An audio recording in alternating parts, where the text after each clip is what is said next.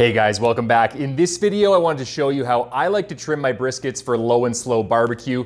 I'm gonna show you how to trim the fat off, what fat to trim off, what fat to keep, so you get a juicier brisket that has better bark and a better final product at the end of the day. Now I've got two 14-pound choice briskets that I'll be trimming in this video. These come from the pectoral region of the cow. So if we actually lift this up to my chest like this is actually an entire pectoral muscle of a cow. I wish my pecs were this big. Now that our brisket is out of the cryovac bag, what you're looking at here is the bottom side of the brisket. The fat cap is on the other side. This is a very hard kernel or vein of fat that runs along the side of the brisket. We want to trim this basically entirely out. We'll keep a little bit of it on just so we keep the general structure of the brisket, but this is usually the first part to go.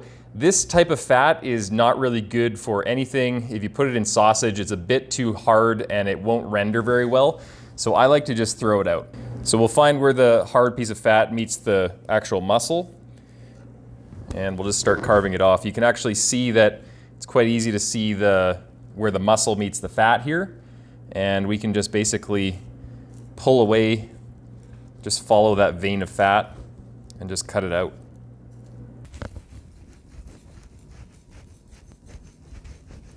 Just like that. Now the second thing you're going to want to do on the bottom is just remove some of the larger chunks of fat. So there's one over here that you can see that's not going to render out very well, so we'll just cut that off.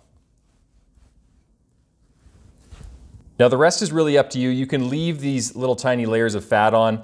You can even leave the silver skin on, but the silver skin is very tough. It tends to not render very well unless you're really cooking it at high heat. So I like to actually trim it off. So if you get a really sharp knife and you just sort of poke under and lift up that silver skin, which is just a very thin layer of really tough tissue, then you lift up on your knife, then you can actually just cut and keep lifting,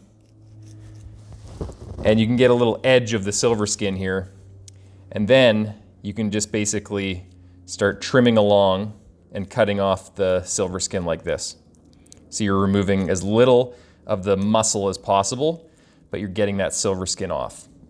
And just like the hard fat, this silver skin isn't really good for anything. You can throw it in the stock pot if you're making beef stock out of this, but it's not really good for sausage or anything in particular. All right, now I've removed as much silver skin as I want to. If I was doing this for a competition, I might go a little bit more in depth and try to get all the little bits of silver skin off, but this is fine for a backyard cook. One important thing you should know is that when I removed that hard kernel of fat, you can see that I left some hard fat in here. And as I said before, this is to maintain the structure of the brisket. If we keep carving into that vein of hard fat, you'll actually start going right between the point and the flat muscle and separating it. So this thing goes really far deep, so you have to call it at some point. So I like to just leave it at around this point. It's not gonna hurt the brisket, and it's gonna protect it, and it's gonna leave a little bit more structural integrity throughout the cook. So now we're gonna flip the brisket over. And this is what's called the fat cap side. The fat cap has another big kernel or vein of hard fat that we need to trim away. So I like to start with that, and for this part, I just start trimming little slices away at a time because I don't want to go too deep and cut into the muscle, and I also don't want the muscle to be peeking through. I want a continuous layer of fat over the point because that's going to protect the point muscle during our cook. So I just like to do little slices like this.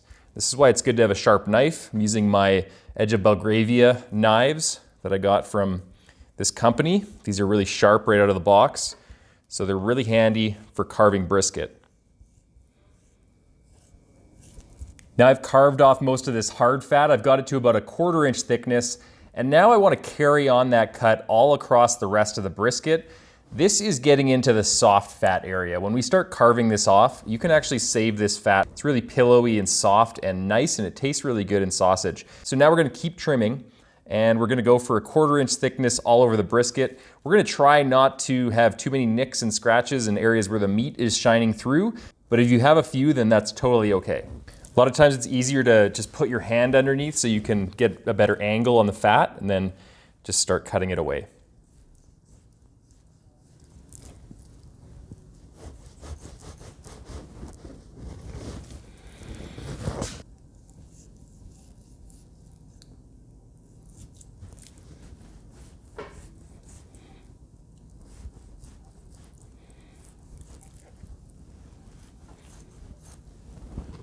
Now on my brisket, I have this weird flappy thing here, and we just want to carve that right off. So we're just going to slice it off because it is not going to survive the cook.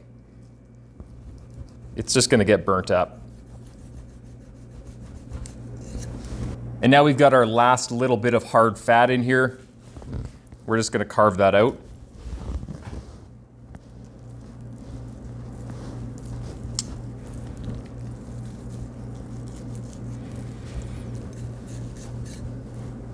Now the last thing I like to do are what I call the aggressive cuts.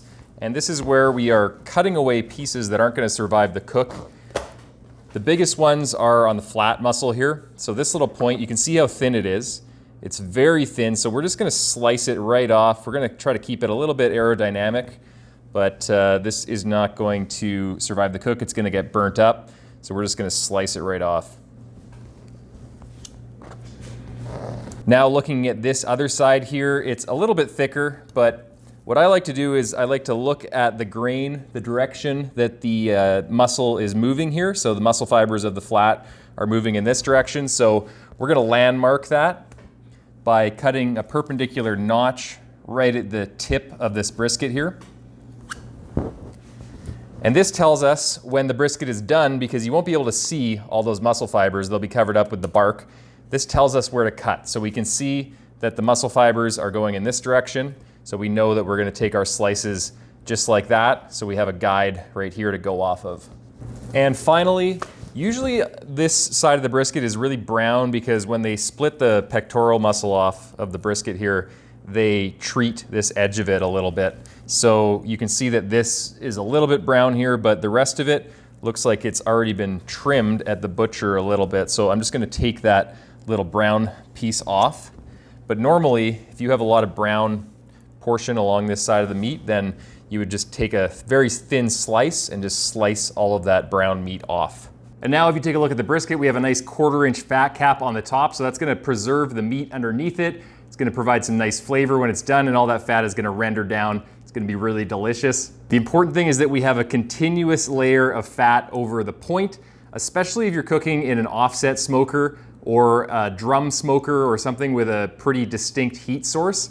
You want to protect that point muscle with a large piece of fat because it can get dried out pretty quickly. You can see that we carved off about 2 or 3 pounds of fat, which kind of sucks because you paid for it. But at the end of the day, it's going to result in a better brisket because there's not going to be fat everywhere, which a lot of people don't like. And we carved off a lot of those bits and points that are going to get burnt up in the smoker anyway. It's just going to make the brisket better. So the next step is to put this onto the smoker. So go check out this video. We're going to walk you through how to cook a brisket step by step. See you in that video, guys.